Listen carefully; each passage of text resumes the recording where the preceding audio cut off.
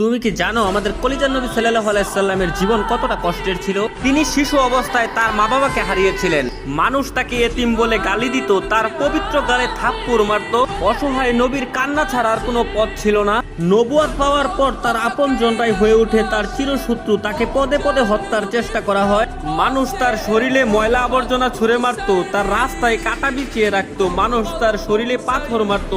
মানুষের ছুরা পাথরে নবী করিম সাল্লাল্লাহু আলাইহি সাল্লামের দাঁত মুবারক শহীদ হয়ে যেত। নিকৃষ্ট পাষাণরা নবীর পবিত্র মুখে থুথু পর্যন্ত ছিটিয়ে দিয়েছিল। নবী করিম সাল্লাল্লাহু আলাইহি সাল্লামের কষ্টের দহন আরো বাড়লো যখন তার শিশুকালে কলিজার 3 পুত্র সন্তান ইন্তেকাল করেছিল। আবার কলিজার নবীর ঘরে চুলাও জ্বলতো না। ঈদের দিনও তিনি না খেয়ে ঈদগাহে যেতেন। ইসলামের জন্য আমার নবী 3 বছর গাছের পাতা খেয়ে বেঁচেছিলেন। এত কষ্টের মাঝে থেকেও আমাদের কলিজার নবী আমাদের জন্যই শুধু কেঁদেছেন। আমার এই অসহায় নবীকে যদি ভালোবাসো তাহলে কমেন্টে লেখো আই লাভ মুহাম্মদ এবং